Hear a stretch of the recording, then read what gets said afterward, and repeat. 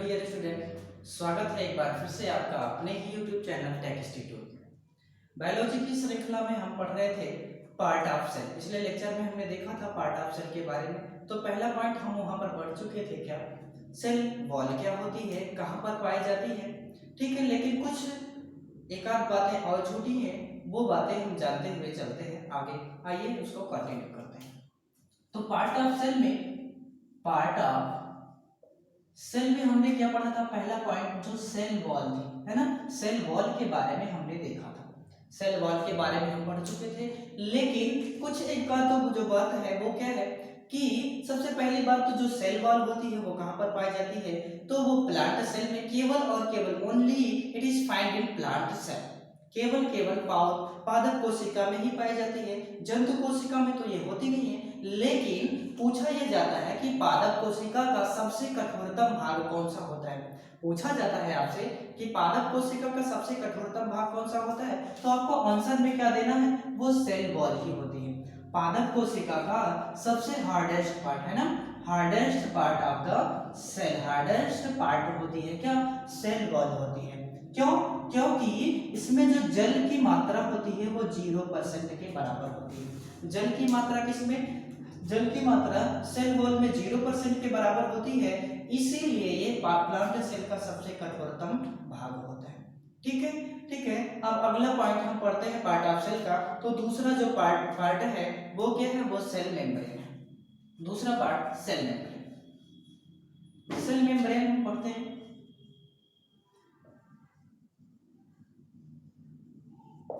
Cell membrane को कहेंगे क्या? कोशिका झिल्ली। सेल मेम्ब्रेन को क्या? कोशिका झिल्ली भी कहते हैं, कोशिका झिल्ली कहेंगे, है ना। अच्छा ठीक है। अब ये कोशिका झिल्ली क्या होती है? अच्छा पहले बात तो ये कोशिका झिल्ली को एक दूसरे नाम से भी जानते हैं। वो क्या है? वो एक्टियोप्लाज्म भी कहते हैं। क्या इसको? एक्टियोप्लाज्म, एक्टियोप्लाज्म। सेल मेम्ब्रेन को एक्टियोप्लाज्म कहते हैं। ठीक है। अब इसको, इसके बारे में हम ध्यान से सुनेंगे। एक फिगर के माध्यम से हम इसको देखते हैं। यहाँ पर ये एक फिगर है और दूसरा फिगर ये यहाँ पर है। ठीक है। अब इस ये भी एक क्या है? एक सेल ही है। और ये क्या है? ये भी एक सेल ही है। दो तरह की सेलें हैं, लेकिन इन दोनों सेलों में थोड़ा सा अंतर है। क्या है कि ये एक प्लांट सेल है, ये एक प्लांट सेल है, और ये क्या है? ये एक एनिमल सेल है ना, एक एनिमल सेल है। दोनों में हमें ध्यान से देखना है। ठीक है। अब हम देखेंगे क्या कि प्लांट सेल का सबसे ऊपरी पार्ट हमने कल ही बताया था। वो क्या बताया था? पिछले लेक्चर में हमने देखा था कि प्लांट सेल का सबसे ऊपरी जो भाग होता है वो सेल वॉल होती है। उसके बाद क्या होता है? इसके अंदर की संरचना कुछ ऐसी होती है, ऐसे। ये हम एक डॉटेड लाइन की तरह दिखाते हैं, ये डॉटेड लाइन। ठीक है। अब ये प्लांट सेल के अंदर जो डॉटेड लाइन है ये क्या है? ये सेल मेम्ब्रेन ही है, ये सेल मेम्ब्रेन है। किसमें? प्लांट सेल में। उसके बाद एनिमल सेल को जब हम देखेंगे तो यहाँ पर अभी हमने कहा कि इसमें सेल वॉल तो होती नहीं है। जब सेल वॉल नहीं होगी तो दूसरी लेयर हमको दिखाई पड़ेगी, और यही लेयर ये यहाँ पर क्या है? ये सेल मेम्ब्रेन है। ये क्या है? ये सेल मेम्ब्रेन है। ठीक है। अब हमें ध्यान से सुनना है। सुनना क्या है कि अंतर हमें स्पष्ट हो रहा है फिगर से, एकदम बिल्कुल स्पष्ट यहाँ पे हो रहा है कि प्लांट सेल में दो तरह की लेयर्स पाई जाती हैं। पहली सबसे ऊपर वाली जो लेयर है जो कि सेलुलोज की बनी होती है, उसका नाम तो था कि सेल वॉल। लेकिन प्लांट सेल के अंदर जो दूसरी लेयर है उस लेयर को हम क्या कहेंगे? सेल मेम्ब्रेन कहेंगे। ठीक है। सेल मेम्ब्रेन कोशिका झिल्ली कहेंगे। लेकिन एनिमल सेल में जब सेल वॉल नहीं पाई जाती है तो सबसे ऊपरी सेल कौन सी है? वो सेल मेम्ब्रेन ही होती है। अर्थात कि सेल मेम्ब्रेन दोनों प्रकार की, पादप और जंतु और पादप दोनों कोशिकाओं में पाई जाती है, लेकिन जो कोशिका भित्ति होती है वो केवल और केवल पादप कोशिकाओं में ही पाई जाती है। इतनी बातें समझ में आ गई। अब क्या सेल मेम्ब्रेन जो होती है वो किसकी बनी होती है? तो सेल मेम्ब्रेन लाइपोप्रोटीन की बनी होती है। किसकी? लाइपो, या फिर लाइपोप्रोटीन ही कहेंगे, नहीं ऐसे कह सकते हैं, फॉस्फोलिपिड्स की, sorry phospholipid, phospholipid, phospholipid plus protein, phospholipid plus protein की बनी होती है। कौन बना होता है? तो सेल मेम्ब्रेन बनी होती है, सेल वॉल नहीं, सेल वॉल तो सेल्यूलोज की बनी हुई थी, ये सेल मेम्ब्रेन किसकी? फास्फोलिपिड प्लस प्रोटीन की बनी होती है। अब हम देखेंगे कि ये फास्फोलिपिड, थोड़ा सा हम यहाँ पर कर देते हैं। लिपिड का मतलब क्या? वसा होती है। लिपिड का मतलब सीधा का सीधा मतलब क्या? लिपिड का वसा। लेकिन फास्फो का मतलब कि ऐसी वसा जिसके पहले फास्फोरस ग्रुप जुड़ा होता है। क्या? फास्फोरस ग्रुप जुड़ा होता है, उसी को हम क्या कहते हैं? फास्फोलिपिड। तो फास्फोलिपिड लिपिड प्लस प्रोटीन की क्या बनी होती है? सेल मेम्ब्रेन बनी होती है। ठीक है, इतनी सी बात है समझ में। आगे हम बढ़ते हैं कि जो सेल मेम्ब्रेन है वो जंतु कोशिका में उसका काम क्या होता है? जंतु कोशिका में सेल मेम्ब्रेन का काम बहुत ही अच्छा, या फिर हम कह सकते हैं बहुत ही इंपॉर्टेंट है। तो काम ये होता है, जैसे यहाँ पर हमने दिखा दिया है, ठीक है। तो इसका काम क्या होता है? ये सेलेक्टिव पार्टिकल्स को, सेल मेम्ब्रेन जो होती है ये सेलेक्टिव पार्टिकल्स को ही अपने अंदर तथा बाहर आने जाने देती है। जस्ट उसी तरह से जैसे एक रूम का डोर होता है, दरवाजा होता है और उस दरवाजे पर जब पहरेदार खड़ा होता है तो वही उसी पहरेदार की भांति ये कार्य करती है। क्या? Cell membrane. पहरेदार का काम क्या होता है भाई? वही होता है कि वो सेलेक्टिव पर्सन को ही रूम के अंदर जाने देता है और आने देता है। बस वही काम यहाँ पर सेल मेम्ब्रेन का भी, कि सेलेक्टिव पार्टिकल को अंदर और बाहर सेल के आने जाने देती है। ठीक है, इतनी सी बात आई हमें समझ में। आगे हम क्या कहेंगे कि जो सेल मेम्ब्रेन होती है वो तो एनिमल सेल या प्लांट सेल में उसका काम क्या हुआ कि सेलेक्टिव पार्टिकल्स को अपने अंदर ही आने जाने देती है। ऐसा क्यों है कि सेलेक्टिव पार्टिकल्स को ही आने जाने देती है? क्यों? क्योंकि यहाँ सेमी परमेबल मेम्ब्रेन होती है। क्या? क्योंकि जो सेल मेम्ब्रेन होती है वो क्या? सेमी परमेबल होती है। सेमी परमेबल मेम्ब्रेन होती है। अब सेमी परमेबल का मतलब क्या? अर्ध पारगम्य झिल्ली होती है। अर्ध पारगम्य झिल्ली होती है। सेमी परमेबल मेम्ब्रेन होने के नाते इसका काम क्या है? सेलेक्टिव पार्टिकल्स को ही सेल के अंदर तथा बाहर आने जाने देती है। ठीक है, अच्छा यहाँ पे दोनों पॉइंट अलग अलग हम स्पष्ट कर लेंगे। सेल वॉल जो थी वो परमेबल थी, पारगम्य थी, लेकिन सेल मेम्ब्रेन जो है वो क्या है? वो सेमी परमेबल है, अर्थात अर्ध पारगम्य झिल्ली। ठीक है, अब आई बात, नहीं समझ आ गए? अब हम आगे बढ़ते हैं। तो जो सेल मेम्ब्रेन से क्वेश्चन पूछा जाएगा वो इससे ज्यादा नहीं है, बस इतना सा है। ठीक है, आगे अब हम पढ़ेंगे अगला टॉपिक है या फिर अगला पॉइंट क्या है? वो प्रोटोप्लाज्म है। अगला पॉइंट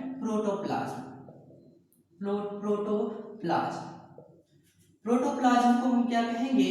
जीव द्रव्य भी कहते हैं, है ना? जीव द्रव्य पिछले वाले लेक्चर में हमने देखा था, ये तीसरा पॉइंट है जीव द्रव्य। प्रोटोप्लाज्म क्या होता है? ठीक है, अब प्रोटोप्लाज्म क्या होता है? सिंपल सी बात है। एक हम यहाँ पर यह वही फिर से एग्जांपल लेते हैं। देखिए, देखेंगे कि ये क्या है। अब कोई भी एक एग्जांपल, ये एग ले लेते हैं। क्या? एग। ये एक अंडा और यहाँ पर ये भी एक दूसरा भाग है, ये भी क्या है? ये एक एग ही है। दो एग हमने लिए हैं। अब इन दोनों एगों को थोड़ा सा कंपैरिजन करेंगे। क्या? कि ये वाला जो एग है वो क्या है? वो कच्चा है, ये कच्चा है, लेकिन ये वाला जो एग है इसको उबाला गया है। इसको क्या किया गया है? इसको उबाला गया है। ठीक है, ध्यान से समझेंगे कि ये जीव द्रव्य क्या होता है, प्रोटोप्लाज्म क्या होता है। सिंपल सी बात है, बहुत आसानी से समझ लेंगे।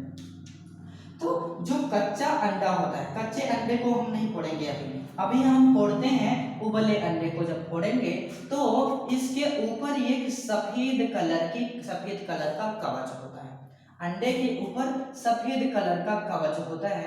उसके अंदर हम देखेंगे कि ये ऐसे ही डॉटेड लाइन से हम दिखाते हैं, एक पतली फॉइल बनी होती है। भाई अंडा तो हमने सभी देखा है, हम सभी ने देखा है। तो अब क्या करेंगे? उबले हुए अंडे को जब हम फोड़ते हैं तो ऊपरी वाला हार्ड वाला जो कठोरतम भाग होता है उसको छीलकर निकाल देते हैं। लेकिन उसके बाद हम देखते हैं कि उस अंडे के ऊपर एक पतली सी हल्की सफेद कलर की फॉइल जमी हुई होती है या उससे से लिपटी हुई होती है, जो कि ये है। अब देखो कितना बढ़िया से समझ में आ रहा है कि अंडे के ऊपर का जो सबसे ऊपरी भाग था वो कठोरतम था, तो उसको हमने क्या कह दिया, वो सेल वॉल कह दिया था, ठीक है। लेकिन उसके अंदर का जो ये फॉइल है यहाँ पर, वो क्या है, वो सेल मेम्ब्रेन है, सेल मेम्ब्रेन है, ठीक है। लेकिन अब उसके बाद ये जो एग बचा है, वो पूरा का पूरा एग जो है, वो भाई पूरा का पूरा एग कैसा है, वो एकदम जमा हुआ है।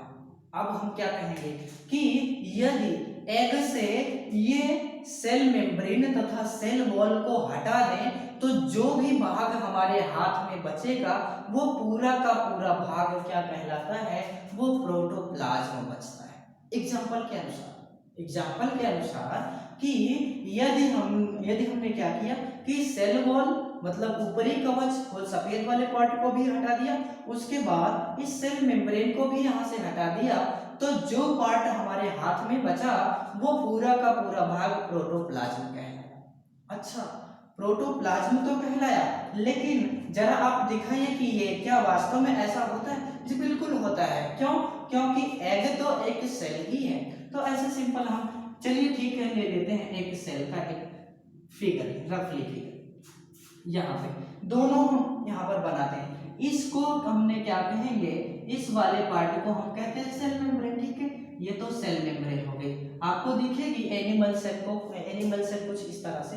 इसके अंदर देखेंगे तो एक ये न्यूक्लियस होता है, उसके बाद इसमें कुछ ऐसी संरचनाएं बनी होती हैं ऐसे, उसके बाद ये पूरा का पूरा भाग जो होता है वो पूरा का पूरा भरा हुआ ही होता है ना, ये ऐसे, ठीक है। देखो हमने क्या किया कि एग वाले पार्ट का सेल वॉल भी हमने यहाँ से उतार दिया, तो बना ही देते हैं यहाँ पर भी सेल वॉल हम एक सेकंड के लिए, तो इसको भी हमने हटा दिया, और इसके बाद फिर जो इसके नीचे सेल मेम्ब्रेन थी उसको भी हमने हटा दिया।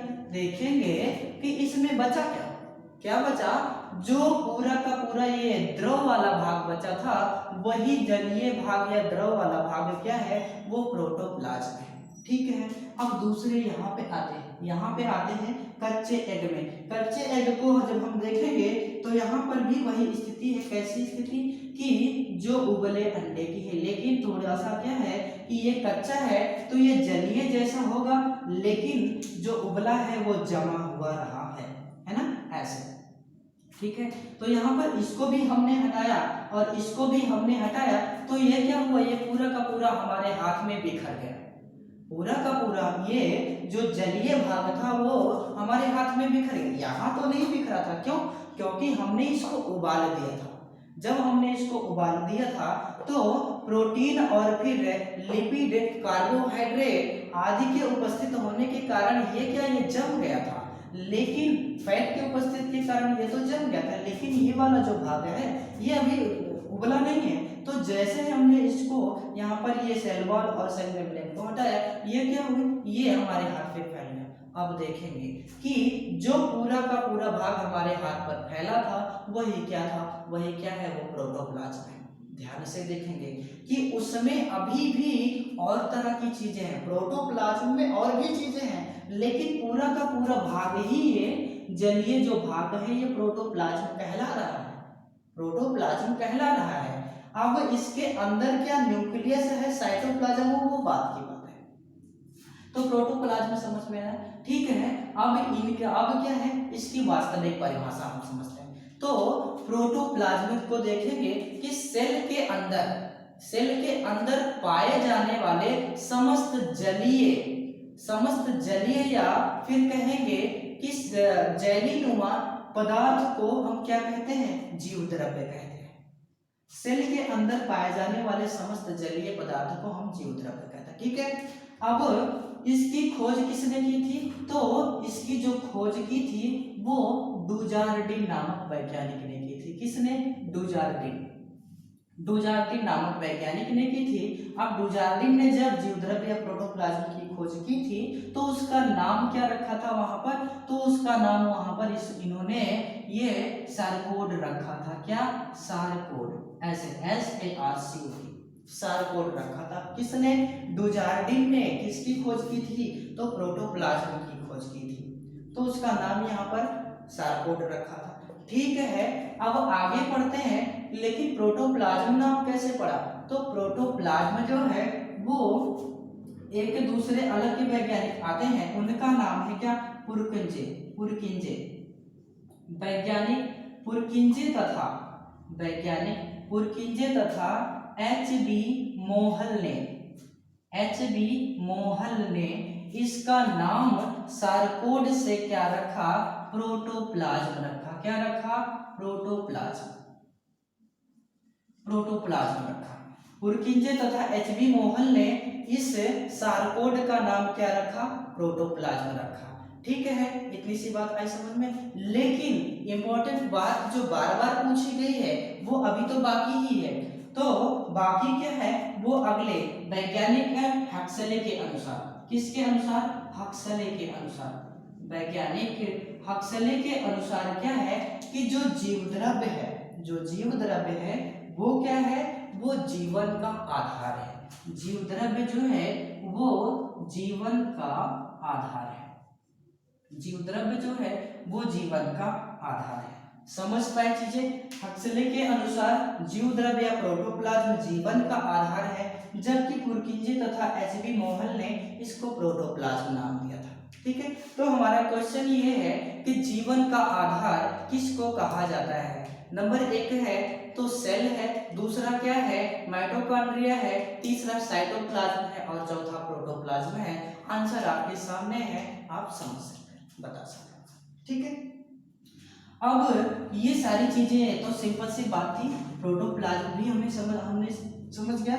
लेकिन अब हम आगे बढ़ते हैं। अब बात क्या है कि जो प्रोटोप्लाज्म है, जो प्रोटोप्लाज्म है ये किसका बना हुआ होता है?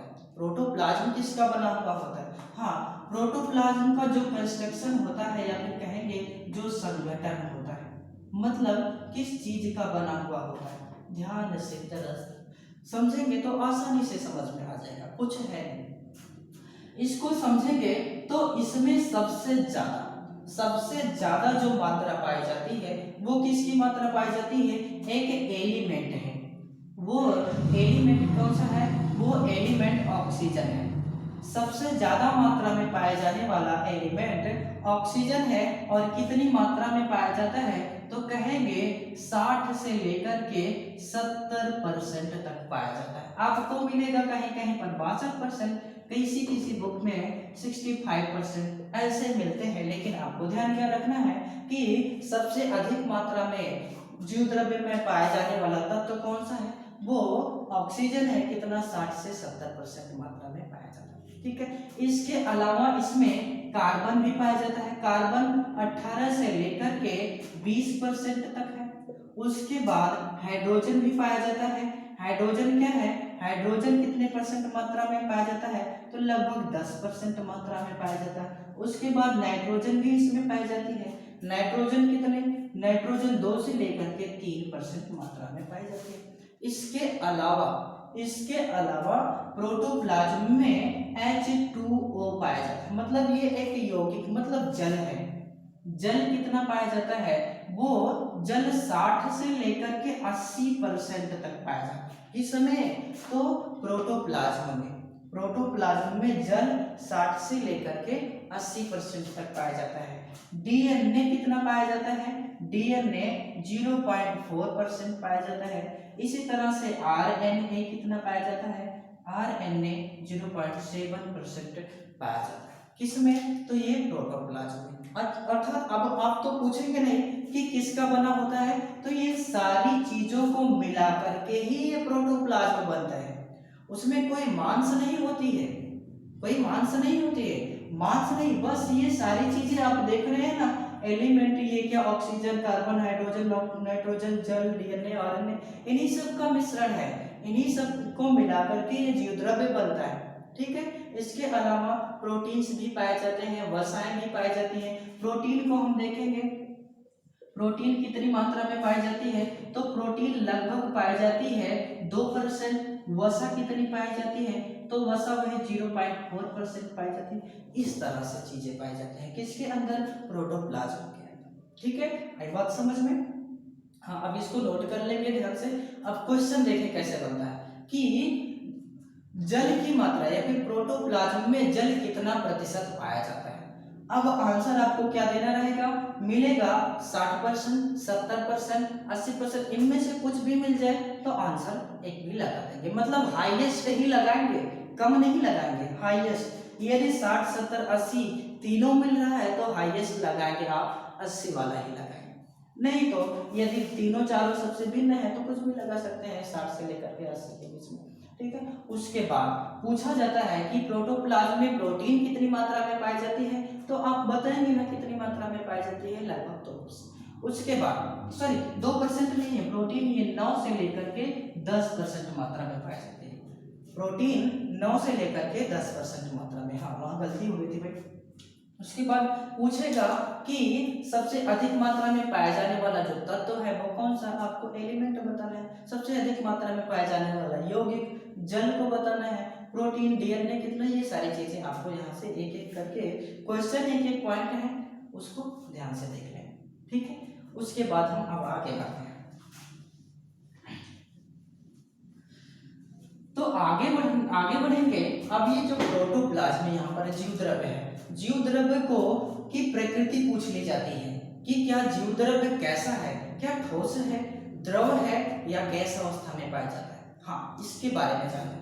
तो जो जीव द्रव्य है वो अर्ध ठोस है, इसको हम क्या कहेंगे, अर्ध ठोस कहेंगे, या फिर कह सकते हैं कि एक गाढ़ा तरल पदार्थ है। क्या है, एक गाढ़ा तरल पदार्थ है, तरल पदार्थ। हाँ, अब ये छोटे से मतलब क्वेश्चन जो है कि जीव द्रव्य ठोस है या द्रव है या फिर गैस है, इसका आंसर देने के लिए आप सरल सा यहाँ से इसके मतलब इसके नाम से ही स्पष्ट कर पा रहे हैं। जहां भी आपको प्लाज्मा नामक शब्द दिख जाए, प्लाज्मा, वहां आप समझ जाएंगे कि वो जो पदार्थ है वो तरल अवस्था में जरूर होगा। किस अवस्था में होगा, तरल। प्लाज्मा में यदि दिख गया तो इसका मतलब आप तुरंत समझ जाइएगा कि वो तरल अवस्था में जरूर होगा। तो जीव द्रव्य गाढ़ा तरल पदार्थ है। उसके बाद क्या होता है, ये रंगहीन होता है। उसके बाद क्या होता है, ये भी अर्ध पारगम्य ही होता है, पूरा का पूरा पारगम्य नहीं, अर्ध पारगम्य होता है, अर्ध पारगम्य होता है। ठीक है, अर्ध पारगम्य होता है, गाढ़ा तरल पदार्थ होता है। गाढ़े तरल पदार्थ कैसे, जैली नुमा होता है। कैसे, जैली नुमा होता है, या फिर एक सॉल होता है, सॉल भी गाढ़ा ही होता है, गाढ़ा तरल पदार्थ हल्का गाढ़ा, उस तरह से होता है, चाहे जैली नुमा, चाहे सॉल, या फिर गाढ़े तरल पदार्थ की तरह होता है। उसके बाद अर्ध पारगम्य होता है। ठीक है, अब इन सब की स्थिति यदि ना पूछे, क्वेश्चन में पूछ ले कि जीव द्रव्य की प्रकृति कैसी है, अम्लीय है, क्षारीय है, कैसा है, वो बात हमें यहाँ पर ध्यान देनी। तो सबसे पहली बात कि जो जीव द्रव्य है वो एक कोलाइडी विलयन है। मान लेते हैं इनमें से गाढ़ा तरल जैली सॉल ना मिला तो क्या आप बताएंगे, एक कोलाइडी विलयन है या फिर कोलाइडी तरल पदार्थ है। ये क्या है, एक कोलाइडियल, कोलाइडियल तरल पदार्थ है, कोलाइडियल घोल है, ऐसे कहेंगे। ये क्या है, एक कोलाइडियल घोल है। ठीक है, उसके बाद कोलाइडियल घोल में पूछेगा कि जीव द्रव्य में अणुओं की गतियां किस प्रकार होती हैं, जीव द्रव्य में अणुओं की गतियां किस प्रकार होती हैं। तो आप सिंपल सा यहाँ पर आंसर दे सकते हैं कि कोलाइडी विलयन में अणुओं की गति कैसी होती है भाई, सिंपल सा आंसर है, बहुत पहले पढ़ चुके हैं। तो ब्राउनियन गति होती है। कैसी गति होती है, ब्राउनियन गति होती है, ब्राउनियन गति होती है। ठीक है, तो जीव द्रव्य में भी कोलाइडी विलयन होने के नाते इसके जो मॉलिक्यूल्स यहाँ पर होंगे वो कैसी गति करते होंगे, ब्राउनियन गति करते हैं। ठीक है, अब ये ब्राउनियन गति क्या होती है, तो ब्राउनियन गति ऐसे समझेंगे कि जब किसी कोलाइडी विलयन में उपस्थित अणु या फिर उसमें जो मॉलिक्यूल्स उपस्थित हैं वो आपस में टकरा करके इधर उधर गति करते रहते हैं, तो उनकी वही उसी प्रकार की गति क्या कहलाती है, ब्राउनियन गति कहलाती है। ठीक है, तो प्रोटोप्लाज्म के अंदर कैसी गति होती है, ब्राउनियन गति। ठीक है, ये सारी बातें यहाँ से इंपॉर्टेंट थी, अब यहाँ पर हम जानेंगे। उसके बाद अभी हमने कहा कि जो एग होता है ना, एग अंडा, अंडा कभी कभी पूछा क्या, अक्सर हमारे माइंड में क्वेश्चंस आते रहते हैं कि अंडा क्या वेजिटेरियन है या नॉन वेजिटेरियन। तो आप अब तो बता सकते हैं ना भाई, अंडा क्या था, ये केवल एक खोल था, उसके अंदर पूरा का पूरा भाग क्या, जीवद्रव्य ही तो भरा हुआ था। अब जब जीवद्रव्य भरा हुआ है तो देखेंगे कि ये पूरा अंडा ही एक सेल है, केवल और केवल एक सेल है। भाई जब जीवद्रव्य के बाहर सेल मेम्ब्रेन या सेल वॉल लगी हुई तो इसका मतलब वो एक पूरी की पूरी कंप्लीट सेल है। तो ये अंडा क्या है, एग क्या है, एक कंप्लीट सेल है, कंप्लीट सेल है।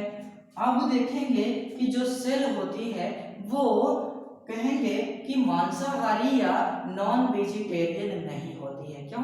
क्योंकि नॉन वेजिटेरियन में तो मांस होना चाहिए, यहाँ पर मांस कहाँ है, यहाँ पर तो प्रोटीन, कार्बोहाइड्रेट, वसा, कार्बन, हाइड्रोजन, नाइट्रोजन, ऑक्सीजन, ये सभी चीजें उपस्थित हैं, यहाँ पर मांस होना चाहिए। तो ऐसे में हम कहेंगे कि एग जो है ये वेजिटेरियन है, ना कि नॉन वेजिटेरियन। ठीक है, अब आगे हम पढ़ते हैं। जीवद्रव्य यहाँ पर हमारा समाप्त हुआ।